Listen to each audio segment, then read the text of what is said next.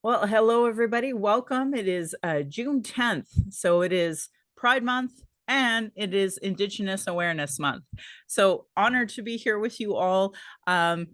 We have really low turnout today, but to be fair, Calgary has a really nice weather and we're in we aren't in a state of emergency. However, we have very severe water restrictions happening because of a water main break that happened on the other side of town here. I'm on the east side. This is on the west side. So, I'm not going to assume why people aren't able to come today, but I do know there's a lot of balls in the air that a lot of people are juggling.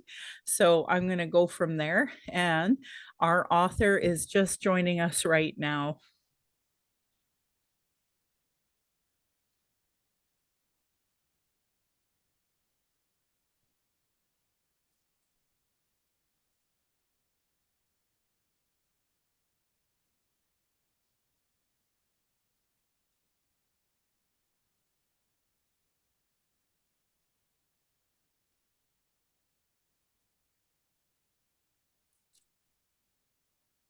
I want to welcome you, Alycia. You are being recorded right now.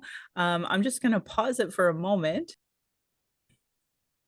So I want to start by acknowledging that I'm on Blackfoot territory, the Blackfoot Confederacy, the Blackfeet south in the imposed U.S.-Canadian border, and north of the border are the Siksika, Kainai, and Piikani.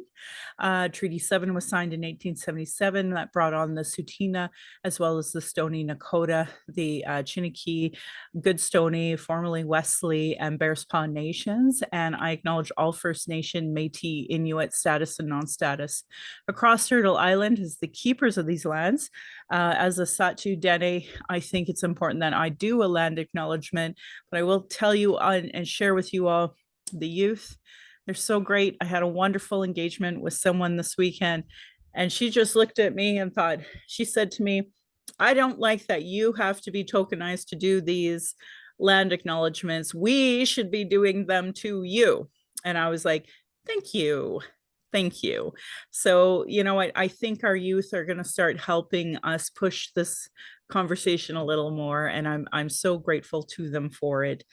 Tonight's book club, really important book club, I think, because we are in Indigenous Awareness Month as well as Pride Month. I don't like that there's either because in Indigenous Two Spirit, we're here first, and I think that having 1 month when it's actually all 12 or 13 moons is probably better, to put it in that way. I think it's ridiculous that Westerners only want to acknowledge it one month a year. I want to welcome our author. Thank you so much for joining us today, Alycia. I absolutely understood that you were traveling, so I appreciate you taking time out for us. Holy. Hello. Yeah, so I got to Kelowna from Calgary, and and not as much as I love traveling, I am the person who gets motion sickness on a ferry, on anything bigger than a kayak or a canoe. And we took a giant bus down here at like 8:30 this morning. So like the gravel's starting to wear off, the Advil's starting to wear off, and everything feels nauseous. Well, I'm really glad you're here. In our book club, we allow Indigenous people to speak first. As the author, you are welcome to talk about your book in your way, in any capacity. And as my sweat sister, I got to tell you, so I read it today. Okay. It's been on my to-do list for a month, and I'm like, okay, I got to get this done today. So I open it up and I started bawling because our elder is listed. Um, and I dog-eared it, and I haven't even got a chance to tell my family about it because of the wildness of coming home after work and trying to do touch-ins and making sure everybody has dinner and getting ready for book club. So I haven't even got to tell them about your book and how awesome it really is, and how I see not just our elder that's now an ancestor, our community is in here too.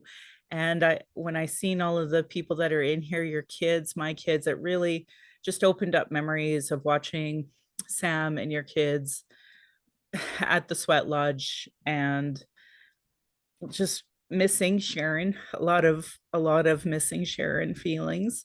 And then just some really wonderful, empowering stories to tell and little things that I just really appreciated. I seen Kent Monkman was putting up some sketches that he did in 2007, and I was reading some of these and thinking about him as well. And he's usually quite male centric, and I think when I read this, what I loved the most is how woman centric it is, and how it's obviously for and as two spirits, there's a lot of queer love in here and queer joy and mothering joy and a few mothering pieces that made me sad. And then ones that made me laugh, like act right. Uh, act right. You act as if you've never seen ceremony before. Like some of these were really great. So I had like a lot of ups and downs reading it of like of emotions of joy, emotions of sorrow, emotions of pain, and emotions of like queer love. And and that's hopeful for me as a mom for a queerling, a little youngling. I really hope that they can have a good life, and I know they can. I have met so many older lesbian couples and older lesbians in general, and I know she can, and that Right. gives me hope. Yeah, what would you like to say? So first, okay, I'll introduce myself. Alycia Two Bears Netzigessen, Agua Mistawasis ni Hayawak First Nation, Otinia, Pogo Mokinstis na Wigan Megwak. Notoe Awa Keithhead, Nigoe Awa Karen Hines, Ogoamiwa, Skyla Pierce, London, Phoenix, and Chale. So I am Alycia Two Bears, and I come from Stawasis First Nation in Saskatchewan. That's where my dad is from, who is Keith Head. His parents are the late Barclay Head and Alma Bird. And my mom is a white, like Swedish ancestor settler. But when I had to do my genealogy for a birth guardian course, because we were seeing how our births in our family and the deaths in our family and what we were interrupting blood-wise, my mom has a lot of Métis matriarchs in her family, actually. And I now recognize how my grandma, my late grandma, was able to get Métis citizenship, which was kind of wild. But my mom got married in 80, so she was able to get treaty status by marrying my dad.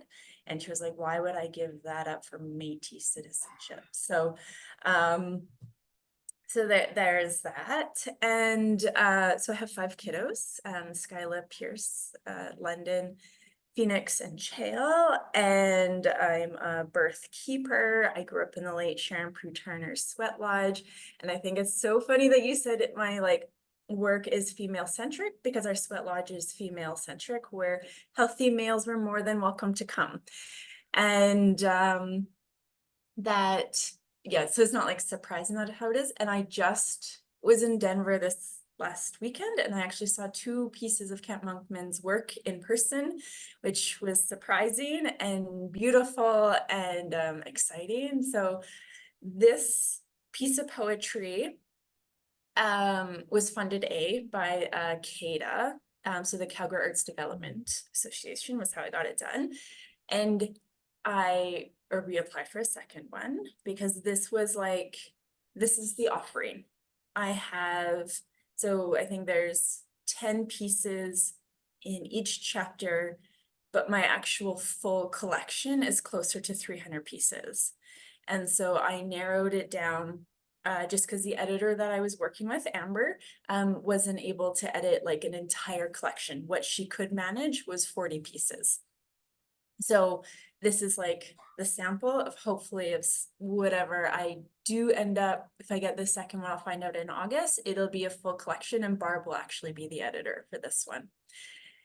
And it will be released in like a very queer party for like 15 years and older, like drag royalty, burlesque dancers, freestyle art, movements, the whole, and I'll be reading poetry and we'll be sharing art and making art and poetry together. So because like the baby sounds of the world, I'm like, queer babies need to see queer art and queer joy Yep. in their lifetime, and it needs to be celebrated and upheld and normalized. So that's why I have like the 15-ish, just because there's some like heavy sexuality tones and obviously all of this. And so letting them navigate that at that age, I think is okay. So Mhm. um my pieces, all the way that I write is some of it, this book was written, I get caught on like a riff of a guitar sometimes and I just keep replaying that song over and over and over again until all the words sort of like make their way down and out the way that I want them to. And then I actually don't edit my pieces a lot. If you follow me on Instagram, I just like write them and I throw them up, spelling mistakes and everything. But I had taken a workshop with Warsaw Shire, who's like one of my poetry idols of the entire world. And she was like, edit your work. It deserves to be edited. I was like, oh, okay. So this was like a nice edited version. Um, and I can see them grow up like from this like little baby of rawness into like a beautiful polished adult piece. So that was a bit about it. And I took everything that I sort of wrote about, like this title came to me very easily. I saw the cover. My sister actually did the cover for me. I told her the piece that women are mountains laying naked on their sides. That's it. That's me laying. So she took photographs of me. I was not naked. So I'm like, wow, Photoshop is amazing. um, and I had her do that and I like hand sketched what I wanted to look like. And then I said, I want the clouds to be the bisexual flag colors. And so that's the color of the Northern Lights. That's actually what it is. It's beautiful. Oh And my God. I like still like astonished by how she like made the cover. I think it's one of the most beautiful things I've ever been a part of. And I'm like, and that's like me laying naked on my own cover. Amazing. Amazing. Oh my God. Amazing. It's So so that is like, beautiful.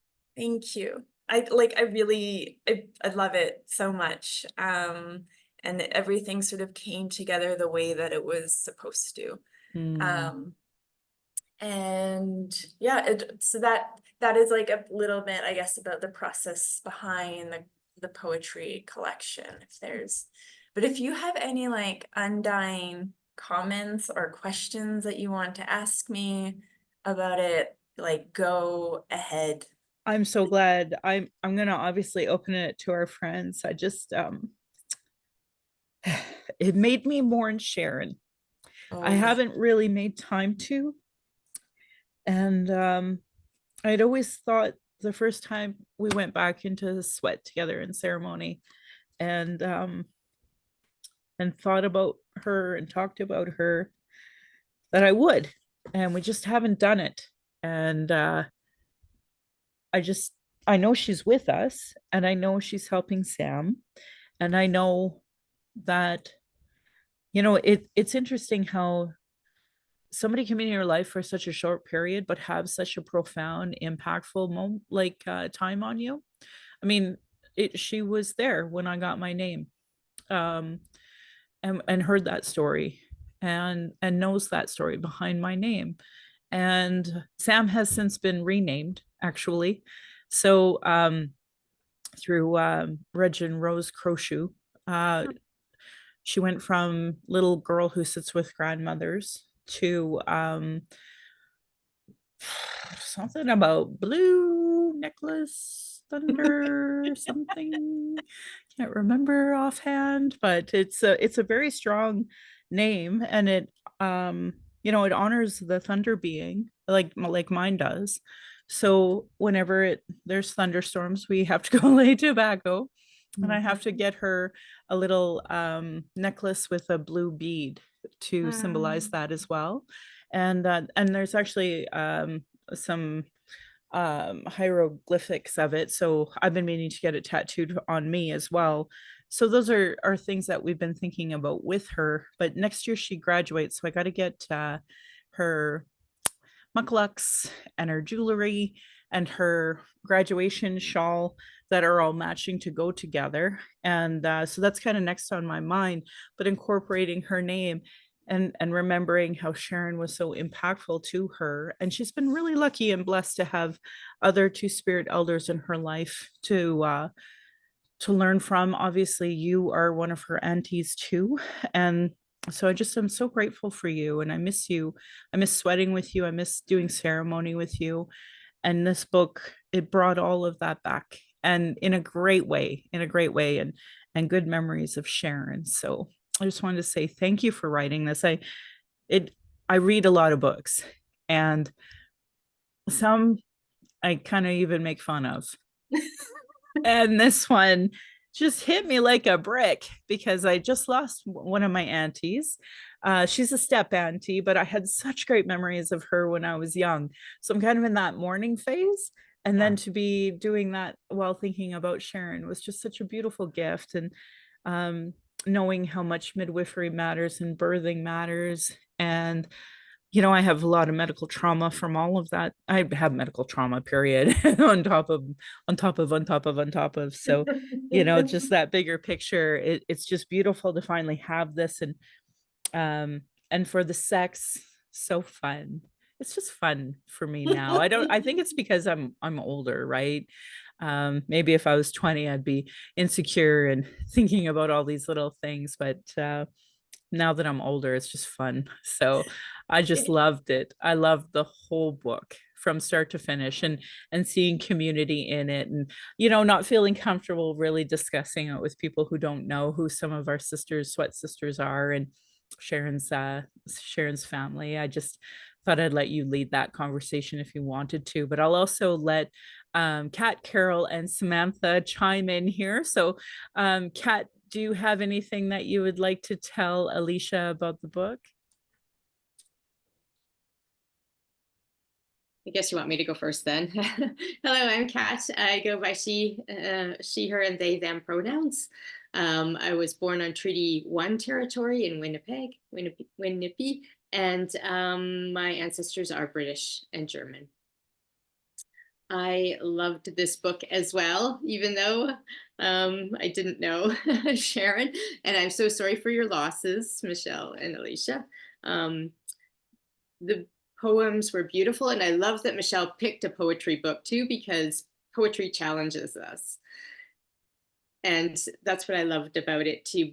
Because it was challenging but accessible, and it was just the way he wrote it. I'm sorry, I'm just babbling here. The first poem, "Slap in the Face," and I really like that. White supremacy, access denied. That is truth that we all need to know. So I really appreciated that. The last poem, I think maybe I'll have read at my funeral, if possible. Yeah, there were so many beautiful poems in here, and I will pass it along. Thank you. That's like huge to have people say that it would be read at their funeral. Thank you. Like, Well, it's an honor that you are here with us, and I really appreciate that too.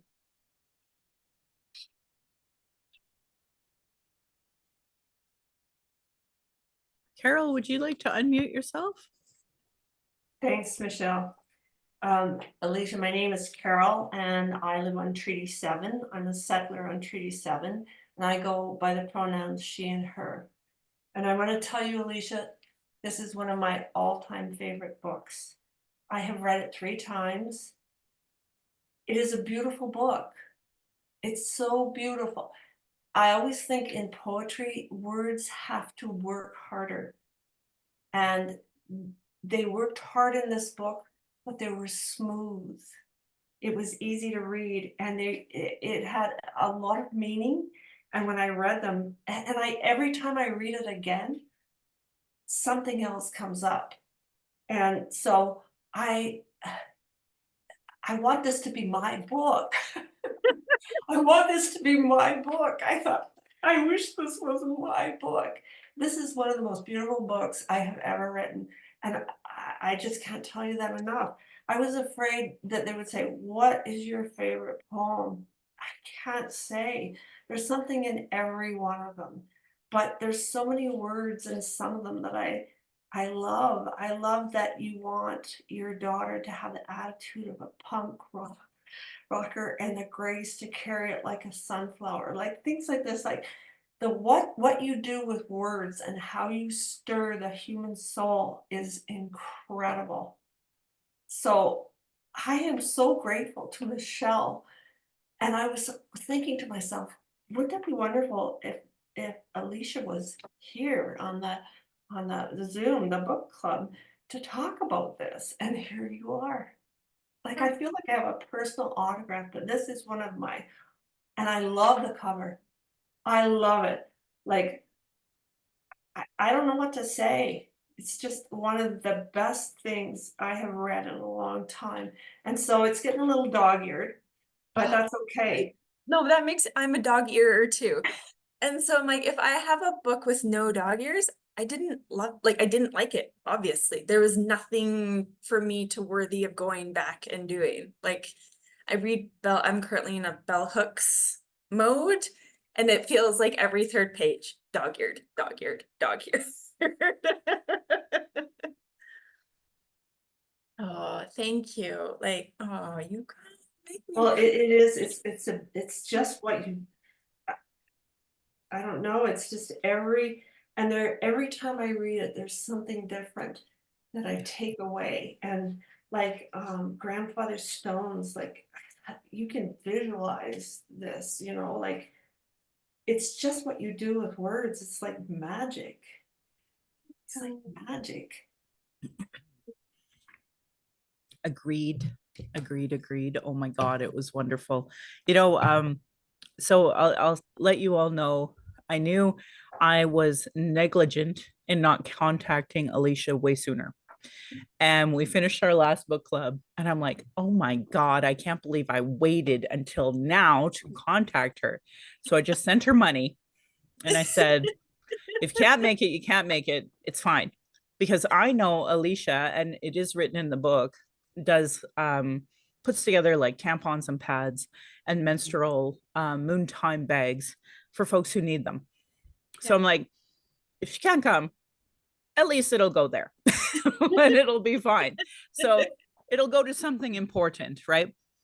So by chance, I thank heaven you were able to come. And I'm so grateful you were, so that you could hear people tell you what we all thought of your book, because it is absolutely amazing to talk about.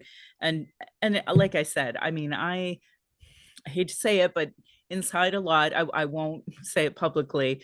I think, well, that was a dumb book. That was something stupid to read, blah, blah, blah. Like, to me, if I read a book and I get maybe 3 or 4 learnings, it's worth it. Like you said, dog-eared, you can tell.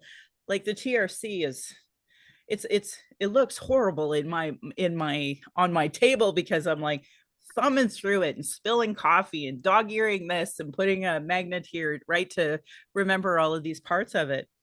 And same with your book. Like it's a massive quick read, but it was really a powerful read.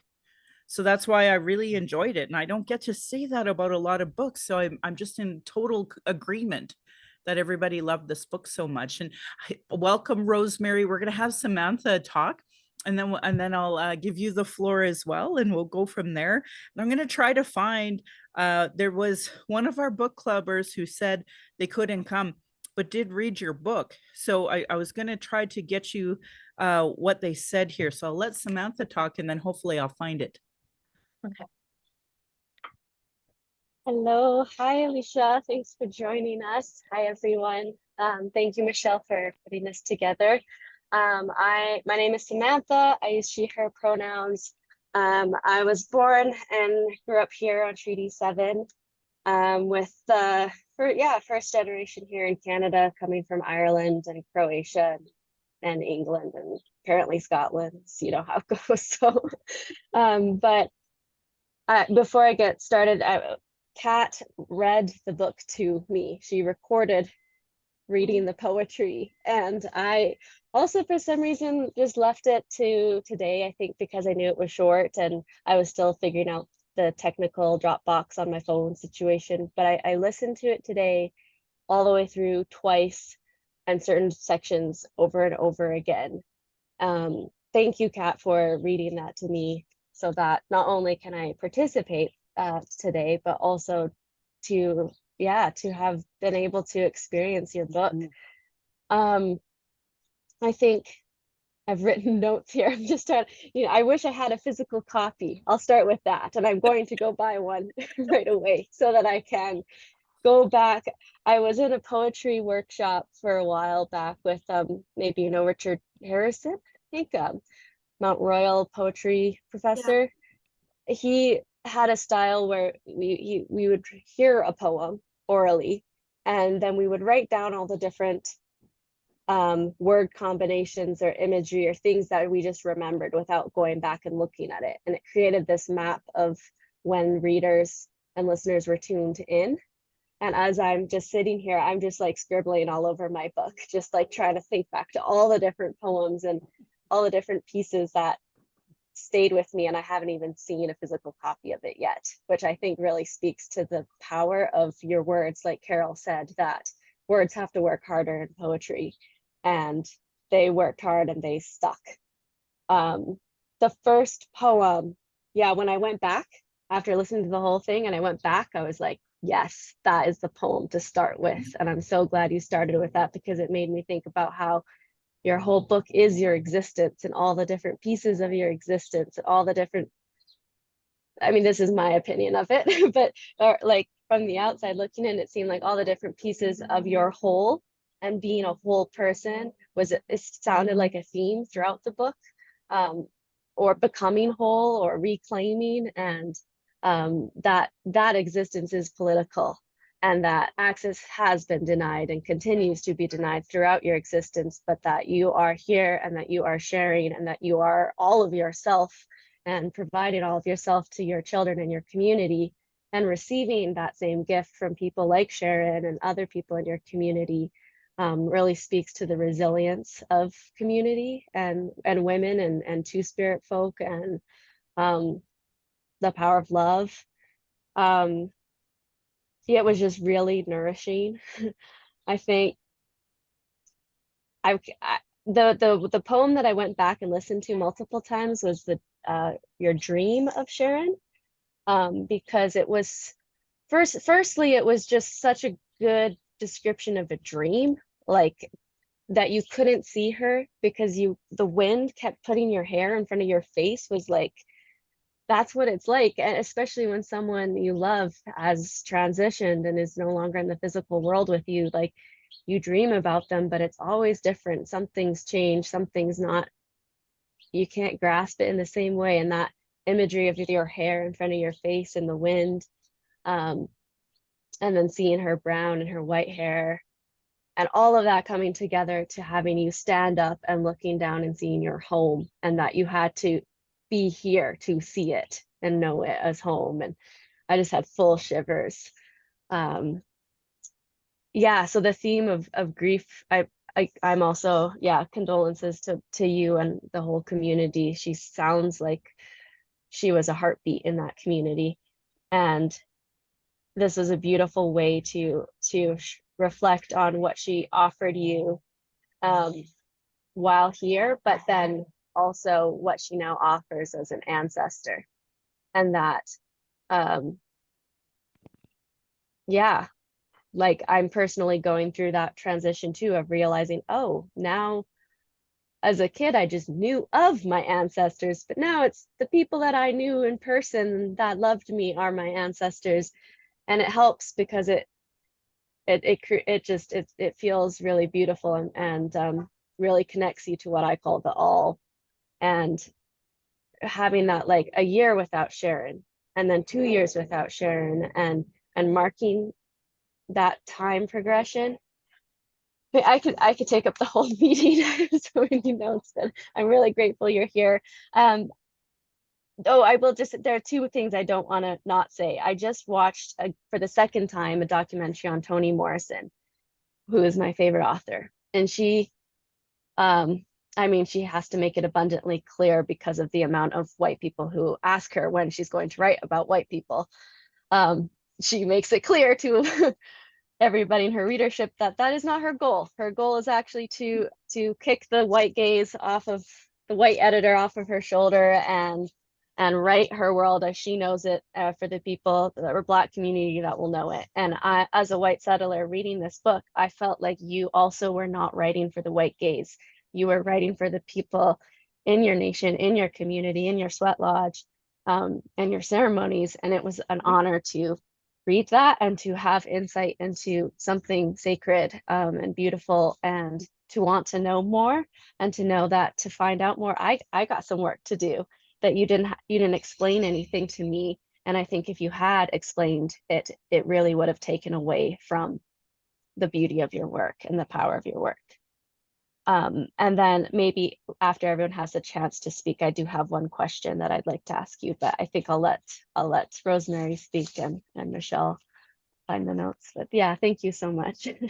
Thank you. Oh, I'm sorry. Did my name get like mentioned in the same sentence as Toni Morrison? Like, how does that happen? Like, oh my God. I will, when my book first got released, it sat underneath Rupi Kaur's book. And I was just like, how is this my life? I was a little bit flabbergasted, but thank you. And I will talk about editing after, actually, because it was a really big thing that came through in the book. God, it is such a beautiful book, and I love hearing everybody love it so much, because you do deserve to be loved. I think that because we've been silenced for so long, and we were talking about doing a second book and having a big queer party, like I can't emphasize it enough. My daughter, being of the age they are, getting things like the reservation dogs, having folks like you in their life, having all of these books that mom constantly talks about and does book clubs with. It's normalized for this generation to have representation that you and I never had. Yeah. So like when you talked about having the second book and having like normalized queer joy, I at the Trans Day of Remembrance, Carla Marx said, there's not enough trans elders here. And that's because they don't exist. And so like I just think this generation coming up with folks like yourself in leadership positions like this, doing this work, just like our kids are so lucky to have all of this in front of them. So I'm so grateful this just gets to be lying around the house, this particular book, and it being so personal, because Samantha was obviously very affected by Sharon. So it's a beautiful book, beautiful. And Rosemary, I'm sorry I didn't mean to take up any time there. Would you like to contribute? And I don't know if you got a chance to read it. Again, first of all, my name is Rosemary Brown. I'm a white settler who uses she and her pronouns. And I was born and raised on the stolen lands of the Onondaga Nation in upstate New York. And I've been an uninvited guest here in Princess for over 47 years. And thank you, Michelle, for choosing this. Thank you, Kat, for also sending me your recording. You have a lovely reading voice, Kat. So thank you for that. I have to be honest and say, when people tell me something's going to be poetry, there's part of me that goes, oh, okay. But wow, I like everyone else here, I was just drawn into this book and the poetry. Sometimes it would just be the title of the poem would be so evocative, or the title of a round. And part of what came through for me was your love of women, women's bodies, our sensuality, that is so important. Like that poem, Woman, the woman like the mountain, right? Lying naked on her side, etc. It was just beautiful. And I was also very affected by your memories of Sharon. Sharon and I worked together in the anti-racism movement for several years. And Sharon also came back to groups like We're Together Ending Poverty and facilitated retreats. And Sharon's, her anti-oppression analysis was so clear. And she never let you off the hook. And it was always done with kindness. And somehow your writing, you capture something about Sharon in your writing, in your gentleness, in how you present. So that was very meaningful to me. And I was thinking, I hope we read some of Sharon Prue Turner's works here. And this one's really difficult, but it's Where the Rivers Join. It was published under a pseudonym. I think it was based on her master's thesis, and it's about healing from ritual abuse. Sharon went through so much, but she gave so much to other people. And, just in conversations with her and the things that she did, who she moved with. And yeah, I think I hadn't been in touch with her for a while when I learned that she had cancer and then she passed away. I was at the service, but it's like, how people, they're there in your world and then they're not there.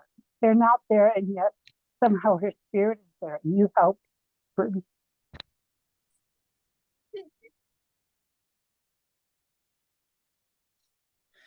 Why haven't we talked about her together then, Rosemary? And since you brought up her book, we'll do it next year for sure. Because it's been on my to-do listen, read thing, but I haven't done it because just before you'd come, I was sharing that I hadn't grieved Sharon. I'm sure you all remember being at her ceremony, and a few of us sang, and I just miss her. And this book opened all that up again. And so, yeah, we can absolutely read her book next year for sure. Because that book is one I've been wanting to read. And I think it's important that we all love her. Well, at least half of us knew her. we should do it now that we know. And Alycia, I know, I think it's really important that you do know. I felt Sharon by reading this book, and Rosemary so eloquently said the same thing in such a great way. So I'm with you both on that. Rosemary, that's like, I don't know how to say, like, most generous, affirming, some word I don't have that anybody could ever say about the way I write. Because when I'm an untrained poet. My background is not in any writing of any form. It's in early childhood education. And then I went on to do my so I did like general studies and my B.Ed, and now I'm going into midwifery. Because the whole catching baby and actually like decolonizing blood is like sort of what I'm doing. And I started to read poetry a little bit more, and I started to write poetry just as Sharon started to die. And it was like this weird transition. And I remember like spending hours with her at a coffee house, and we talked about dating, and we talked about how hard it is like as a mom, and then dating other women, and then like long distance dating. And it had all these like meaning, and like my star dreams, she'd be like the one I'd wake up at like 3 o'clock in the morning, like, oh my God, I had a dream about like UFOs invading. What does it mean? Tell me everything. And those are the things. So when I still have these dreams and these relationships and situationships, and I'm just like, I can't call you. but I sure can tell you in the dream world, because I know you're still there, present there.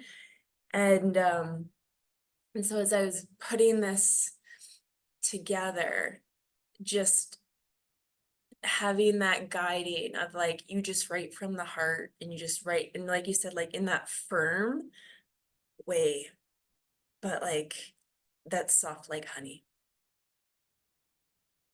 And so that was sort of like my guiding pieces, or like just my writing practice as a whole. I'm just like, I'm just gonna write. And I think a part of it also, Michelle, is just like getting older. I just don't give a shit anymore. I'm just like, I'm just gonna write the things that I want to write about. And if people are offended, then that's okay. And I still don't care if I offend you about what my life looks like. But I got way more people have written me through like social media realm of being like, I felt seen. I felt validated. I experienced the same thing, and you put it into words I couldn't quite get out of myself yet. Thank you for that. And I was like, it's not a reason. I actually really only write for myself. I write for myself to get out, to process a lot of it. 99%, I'm just processing a situation and how I feel, and to get it out of me. And then I can come back to it later and be like, how are we feeling? Because last time, here's like the flag of where we're sitting. It's been 2 weeks. Where do we feel now? And that's how I tend to myself, also with a really great therapist, but like that's how I tend to myself in terms of like healing. And that's like the power and process that a relationship I've always had with words, though. Always. I've always loved writing. I've always loved reading. And so as much as I love writing poetry, I actually love reading it out loud more. So the fact that Kat read it to like 2 out of 3 of you makes my heart so happy. I think it is the most intimate act I do with partners is I read to you. I read to my kids, I read to my partners. I let people read to me while like I'm having a bath. And I think it's like the most intimate thing I ever welcome. I don't just go and read poetry with everybody. It's like a select people, but it's my most favorite thing to do. And so the fact that it like happened on its own, I think it's just like that relationship needed to be in existence, and it happened in the group. It's just like, that's pretty magical. Well, especially considering we're all women here. I know. Holy, holy. But I should tell you, Alycia, that Kat runs another book club called Settler Book Club. Because when I had started this in 2016, I found that there were settlers that would come in and make the space really unsafe. So I had to make the rule that Indigenous people speak first. And so I think Settler Book Club's like strength is there's at least no harm being done to Native people right in the moment by having, settler centered voices. Whereas here we have Indigenous centered voices first, so that non-Indigenous can hear that. So, and I thank you, Kat, for doing that, both for Samantha and Rosemary, and your ongoing work that you always do for all sorts of folks on that. So yeah, go ahead. Thanks. I forgot what I was going to say. Oh yes, in Settlers Book Club, we center Indigenous voices as well. And we do anti-racism texts, and we do disability texts. So it's just, we're trying to, not be shitty white people. And I'm trying to educate myself as well as you do it in a group too. So, and I read books for Rosemary and Samantha because of accessibility. These were not available on any other format in audio. So I think it helps to be inclusive, obviously, and be conscious of that ableism. just try and make it easier for other folks to enjoy the book. And it was an honor to read these poems as well, because like you said, it's a very intimate experience, and it's a very sensual experience too, especially with these poems. I'm like, it does make me now think, like, how do I do an audible version of my own books? So, like, how do I make that happen? So it'll be something I'll look into. For sure. And I'm so looking forward to your next book, the full collection of all 300 poems. I can't wait, actually. Me too, because I'm like, this is like the big one that I've been like waiting to do, like to put together. Wow. Samantha, I know you're kind of chewing on something. I'm just chewing on Skittles and Crunch and Munch. But if you can swallow, and if there was a question you wanted to ask Alycia, please give her. Yeah, so my question is about your editing process. But I think I'll start by, you had one poem called Writing Process. I think that was the title. And I'm going to get this wrong, but I think it was something like, correct me, please. I light my medicine, or Oh, yes. Yeah. remember, like, Yes. and I then think you it's let fine. truth spill.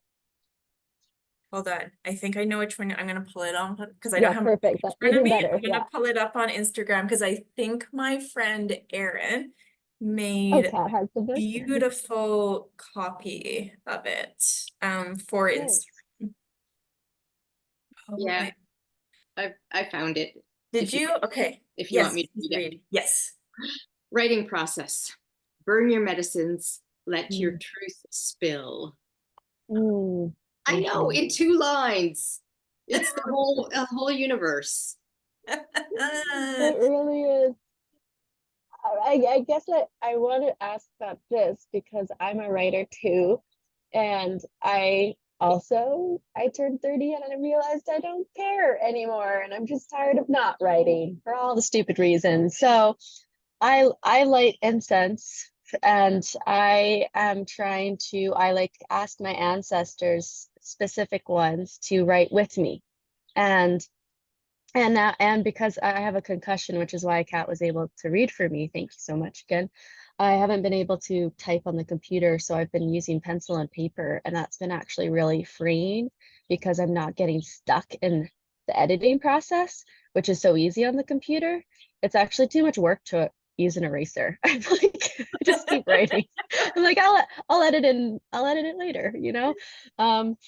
But when you started today and you said that someone mentioned that your work deserves to be edited, I wondered what that was like for you. Did your relationship with yourself, because as you mentioned, your work is your own processing and it is your truth spilling out, burning medicine, like it's really a sacred personal experience, therapeutic, healing, all of that.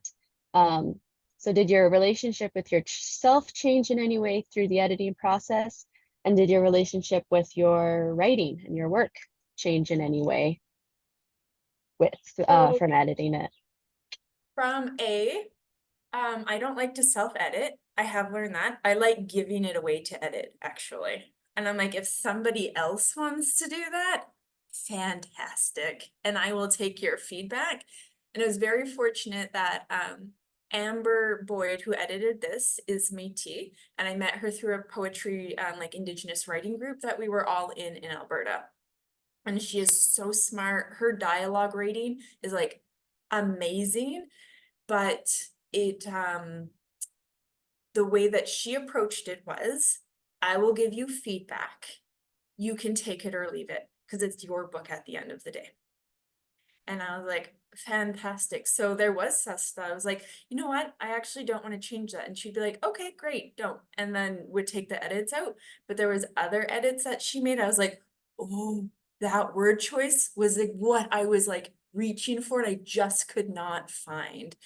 And she did some edits. I can't remember the poem that it was, and it changed almost half of it, but they were like very like indigenous based references, where I was like, a white editor could not have made these changes for me. And then I was like, I will never work with a white editor. No, I like fully realized that how important that decision was, but also how difficult that was after. And I was like, I want to do a second version.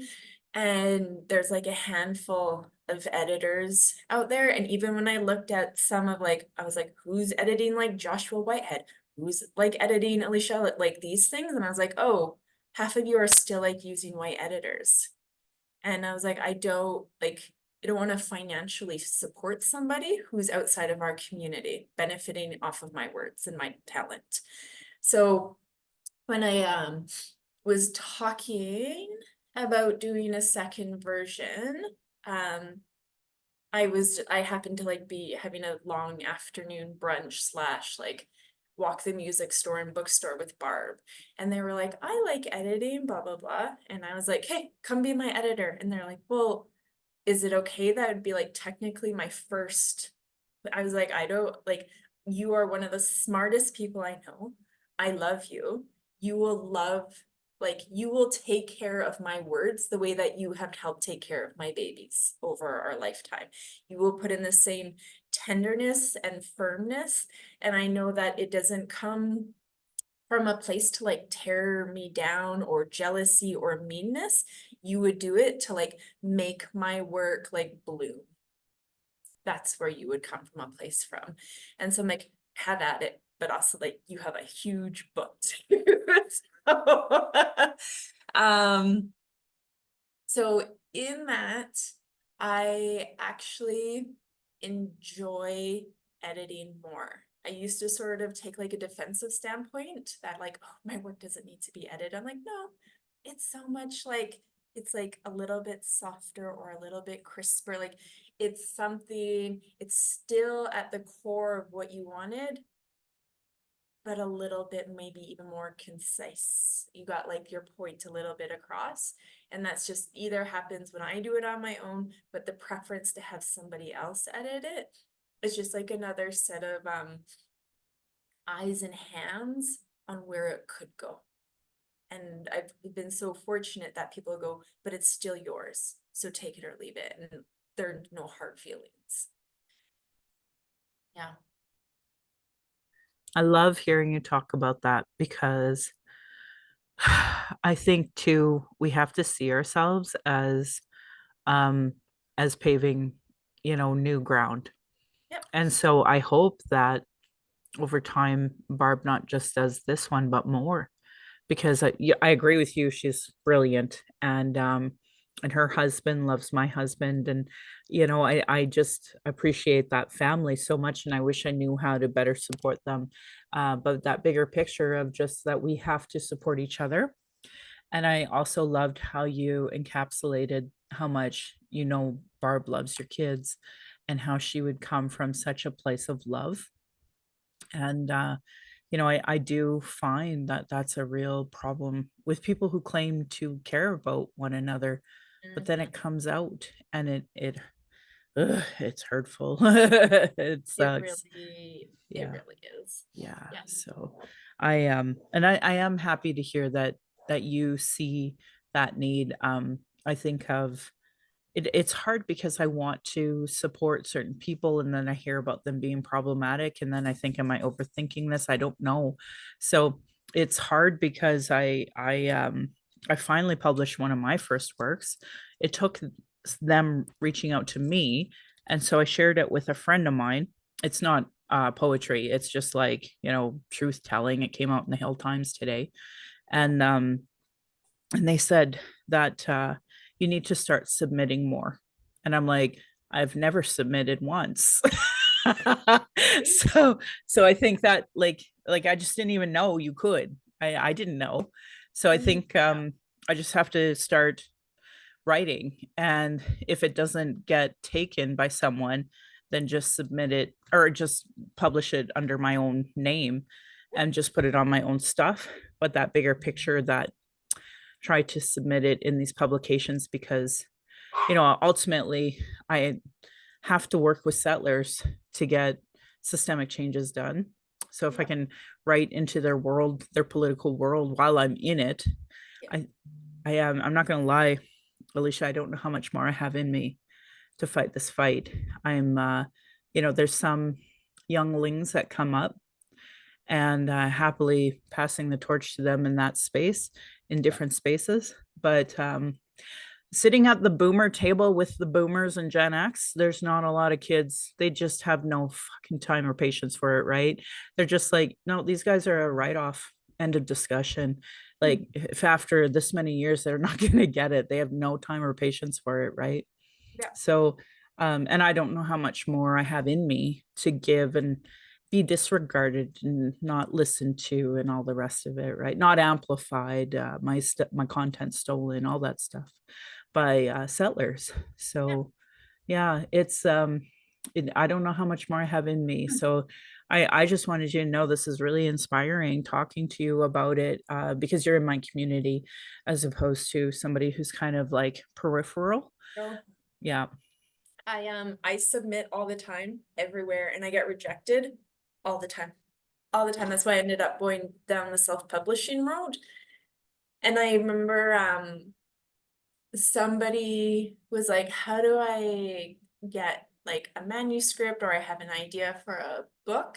And another like well-known, well-published author in our realm, he was like, never self-publish. It's like the worst thing you can do. I'm like, but if nobody picks up our stories, what other options do I have?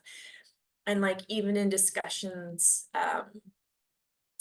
the rejection part didn't like actually bother me, but I think in the context of hearing people being like, oh no, we want like two-spirit stories, we want queer stories, we want female stories now, and like it's the popular thing to be happening. And I'm like, then why isn't my stuff being picked up?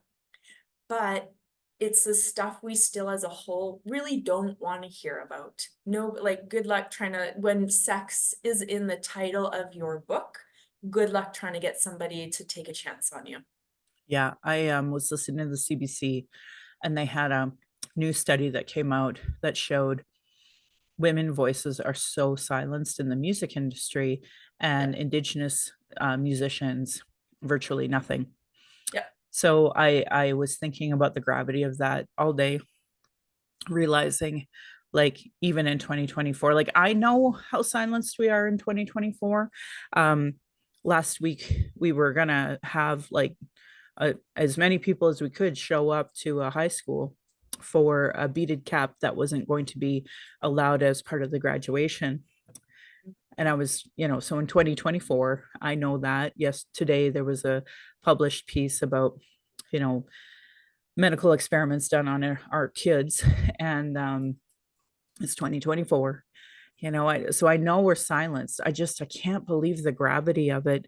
And the thing I really don't like about June, you can always see who the last minute person is wanting you to be at a table. So like I got 2 invites to be at a table next week. I thought, how nice of you to invite me now. And I know one is like all cop driven. Yeah. So I was surprised that I was still on their email list. Yeah. And there's no police in the name, but Stop Hate Alberta is run by the police. And their one panelist is the police commissioner that is happy to say, activists need to calm the hell down and be a little more giving. And it's like, I've never met an activist that wanted to be an activist. The only reason why someone is an activist is because of an injustice. So to me, I really resonate with you wanting to just say your truth. And if people don't like it, tough titty. It is what it is. Like so, a non-issue to me. Yeah, exactly. And if some, model minority wants to get their panties in a bunch, tough on them. It's just, I'm done.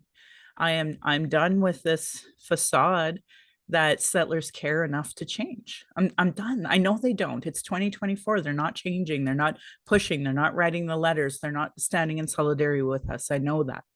Yeah. And I know our elders have always said it'll get worse before it gets better. And so, I'm kind of exhausted.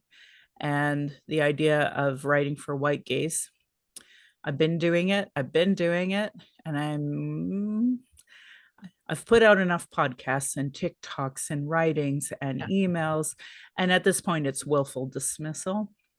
So Yeah. Yeah, it is. It's very intentional, and you don't, it is frustrating, and it's easy to be exhausted. Yeah, because the tired piece I get.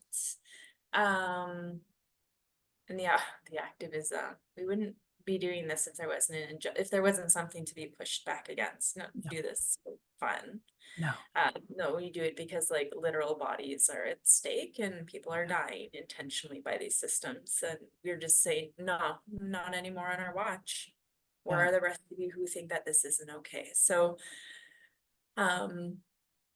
yeah, so that was one of the reasons I was like, well, then I'll just self-publish. That's fine. It's still out in the world. People still read it. It's like, and I'm like tremendously proud of it. Like my little baby is out there. And people have like there's a means to be able to access the book. And because I don't have like a publisher to answer to, I could do whatever I wanted. Like, would I have been able to do the cover, or would I have been very explicitly told, no, you cannot do that. That is not even a fair game of an idea. You could do a mountain. That would be it. Like, and so the like autonomy that I get when I self-publish, I am extremely happy to do that. And I was thinking like the book and the readings will land whoever it's supposed to land to. And those ripples, they'll be out there in the literary world. And I was like, this is like a total, I went to go see a Sanabi at a concert, of which I missed 3/4 of his concert again, because I've missed him every single time he has come to Calgary. And so at the end of the concert, he was still hanging around his merch table. And so we were just chatting, and he gave me a free sticker to like sign. And I was like, in reciprocity, I'm gonna give you a book of my poetry the next time that you are like in Calgary or in town. And he was like, okay, sounds good. And I showed him the cover. I'm like, this is what it is. And he's like, oh, I've heard of that. And I was like, what? And he's like, yeah, like I heard about that. He's like, haven't we met before? And I was like, no, I've never met you. And he was like, then I was talking about this book to somebody and I wanted to order it. And I was just like, well, then I will sign it to you in exchange for the sticker. But it like made my heart happy that within like our own arts community, that musicians have like heard about this and were excited to like read it, like stuff like that by word of mouth, that I don't know who it is at all, made it into his like into this realm. So not to ever like dismiss if you really want to do something, just do it. There's got to be a means of somehow, some way, and mine has just been through Kada, like, and I'll take it. I can't remember if it was Lee Miracle or Maria Campbell, but I'm pretty sure it was Lee. And she told a story of her having to get like, I think it was like 20,000 signatures to prove to a publisher people would read her work. And then she had to take that to get her first book published. And I was just so insulted, but this was like way back, way back. Yeah. And I'm just like, but here it is 2024, and you, a two-spirit, like, midwifery activist, you're not getting your book published. Like it. So what's changed? I'm just going to invoke Lee and be like, so what the hell has changed? Because like she would not have any of that. I think she would be insulted for you just as I'm insulted for you. And that not enough has changed in this racist colonial world, that a beautiful book that all of us collectively told you has hit us hard, couldn't be published by colonial capitalist standards. Ridiculous. So I want to invite anybody who may have some closing thoughts that you may want to pass on to Alycia, because I know she's been traveling all day. Yeah, go ahead, Carol. I seen your hand. I seen that hand. Alycia, I just wanted to say, like, and when I speak to you, I'm always afraid that the words are too short and sparse to convey to you exactly how this book touched me, impacted me, made me think. And this book will go with me. I always look for a little book that I can tuck away. And when I have a private moment, I can pull out. So this will be the book. And I, in terms of not having a settler publisher, I think you did a wonderful job yourself with your assistant. Like, even the way you format some of the words, to me, I mean, the formatting, like, Oh. they were like archipelagos, little archipelagos, and my eyes had to wander through them. And at the end, like, you did a wonderful job. I I I don't care if I sound like I'm ingratiating myself. I love this book. It is one of the best books I have read in a really long time, and just the intimacy in it, and what a beautiful job you did. So I thank you for this, and thank you, Michelle, for this. Like, thank you. Carol was actually the one who wrote out and said that she had loved your book so much. And I'm just going to say this to you as well. The last time I read a book that hit me this hard was I Am Woman by Lee Miracle. So I just want to put you in that world too. So I'll, Like close with Sharon. So just being like in this little like love triangle. One of the things that was hard with my work is I actually write quite visually. So the one about like worshiping their feet, you worship her feet, and how it's like this beautiful cup of life. A lot of my words are actually like, they're very intentionally shaped. And I lost a lot of that in this publishing. It was too hard to translate from like a typewriter app onto this.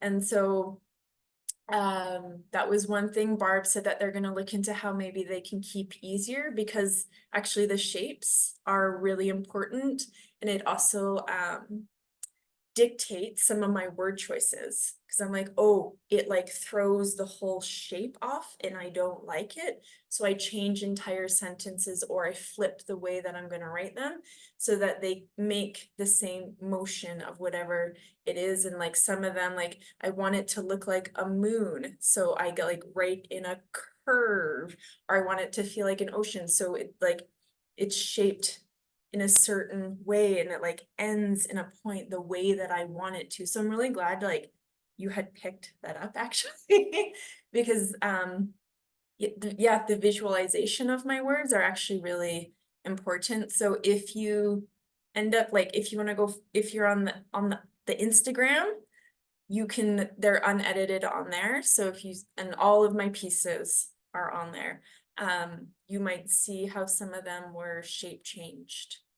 Okay, thanks. Like, that's beautiful. It's a wonderful idea. And just one more thing. I'm a big bell hooks fan too. If you look behind me, she's there. She's good rating, and she's sweet in every way. Concise. I'm like, how do you get like, my brain feels 600 times bigger after I've read like a paragraph. And I'm like, how do you do that? And it's like, and sweet, like so sweet and so firm, and just like, this is just the point. I'm not arguing with you about it. Like, oh yeah, it's so good. Thank you. anybody else like to say anything else to Alycia while we have them here? Please, Kat. I just got on Instagram and I'm now following you. So thank you for that. And I'm so grateful that you are here, and we really appreciate it. So much gratitude. And quick question, what do you do for fun? I hike. I go hiking. I enjoy yoga, which I've taught for a really long time, but it's like really taken care of me. I do love reading. I love traveling for festivals and concerts. That's why I was in Denver this weekend, because I went to go see the Sarah McLachlan 30th anniversary of Fumbling Towards Ecstasy at Red Rocks with my mom, crying in half the songs, and she played older hits that I was not, so I got to hear like Witness live, and I was just like, I can't believe this is my life right now.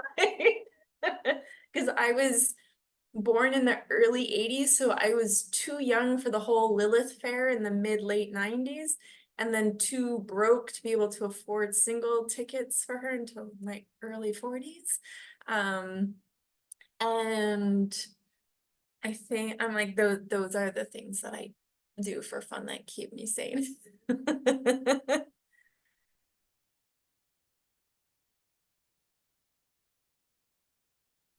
Thank you for sharing about the publishing process, and Michelle for your thoughts on that too. That was really eye-opening to hear about. And my close family member is a musician, and it's interesting the difference between the two worlds, in that it's okay and maybe encouraged for musicians to just put their stuff out there, but it's not for writers. And then of course having a white editor is problematic, and I'm so glad that you identified that, and then you chose someone in your community who you trusted and had history with. And I think that that just really shows kind of another example of mutual aid and direct action, but within the arts community, and that art exists to move people and for it to move yourself and then to hopefully move others. And something my family member musician always says is, even if one person hears it and likes it, that's why I'm doing it. I'm doing it for myself first, but then if one other person benefits from it in any way, that's like more than I could have asked for. And to me, it reminds me that art it's medicine, and it's so important, and it's one of the reasons why art and culture is like the first thing to be suppressed in a community and in a country. And so to fight back against that in any way you can within your community and by putting your work out there, you know, we all mean it when we compare you to the people we've compared you to here today. Like I'm just baffled that you have been rejected so many times, because that just doesn't make any sense to Every me at all. major publisher across Canada and Yeah. every independent one too, I reached Yeah. out. Well, And I'm maybe happy that that happened, like maybe not financially for you, but happy because, like you said, you had more autonomy, and I would prefer to read your work with autonomy than your work filtered through someone else's opinion.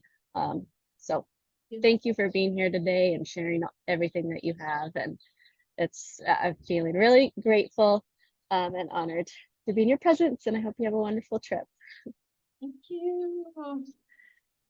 Y'all just making me like so happy and shy and like heart happy all at the same time. Like I feel like a little kid who's like earning all these gold stars in like the first grade.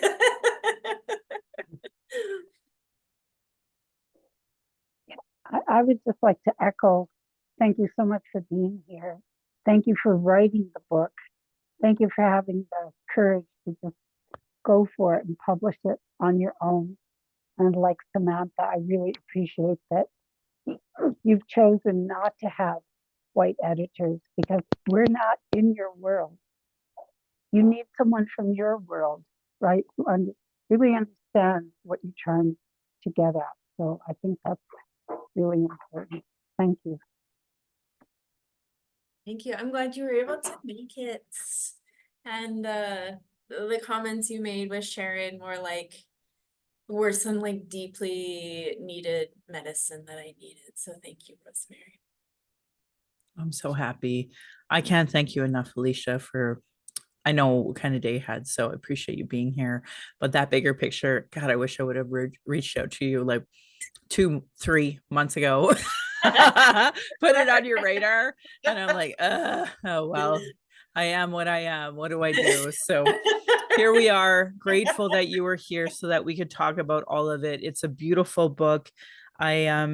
I'm just so grateful that you're in my life, in our world, and that Samantha gets to go to you anytime they need to, and that you are so integrated in their world with you say and all the other things that happen. So I just want you to know I love you from the bottom of my heart. You're a sweat sister. You'll always be my sister to me.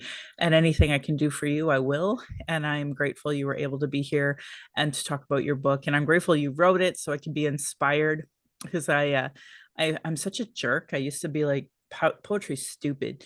And then I read Lee Miracle's book, I Am Woman.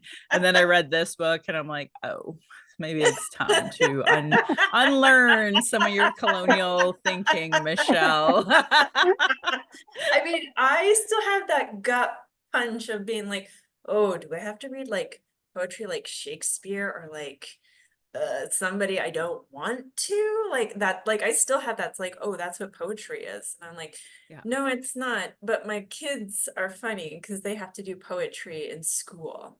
And so they're like, hey, you want to help me out with this? I'm like, you just want me to write this, don't you? I'm like, I didn't say that. I'm Mama, just saying, just you could just helping. like really help me out and tell me what to write. And I'm like, they're gonna know it's not even yours. I'm like, Yeah. I'll help you though. Yeah. And they're yeah, my little, oh my gosh, the mother of storms, because that's what they are. And so I'm like so full of like gratitude that all of you read it. You genuinely loved it. Like it I don't like, it's so filling to hear. It really is. Some people are like, oh, I'm like, no, like my heart is just like tenfold bigger than when I came in, and that you do love it. And to hear praise like this, it's something else. I don't know what else to say about that. So Kinansko Mitin, thank you. Gisaki Tin, Michelle, I love you so much. Thank you for pulling me into this circle from our first circle. And I am so glad that like Sam gets to feel loved, because I always think, and a big part of that is like Jennifer Fournier at USay. USay has been very loving to me, very like help out the two spirit babies, because you had Sharon. And these babies need some sort of version of Sharon. And that's what I get to do. That's what I get to do. A lot of times I think that it's Sharon that's coming through me when I get really like standoffish about the two spirit, because I can't wrap my head around it. I can't wrap around the settler hate and the transphobia, homophobia, queerphobia. I can't. I just want to punch people in the face. Right? I just want to be like, it's land you're standing on, right? Like, and when I say like our languages came literally from the land and the shape of the land and the stories of our land, and it shaped our language. And I'm Nihiu, so our language is gender non-binary. It's just animate or inanimate, not very verb driven. That is still here and very physical and very present. And so all these peoples that come to this land, it still fosters the love of everybody, of the like non-gender binaries, of cultivating queer, because that's our normal. Yeah. That is like our baseline. And so there's nothing new or radical about like being trans or any of this stuff. It's always been here and it will never go away, not so long as this land exists. Too bad. Sorry about that. And if you hate that, go find somewhere else that, doesn't want that. But you're not going to find it, because this entire beautiful earthly realm has always had more than one. Yeah. Thanks, 100%. colonization. You tried to get rid of it. It just didn't work. just not having it. It's amazing. I'm so grateful for you, Alycia. Thank you for joining us.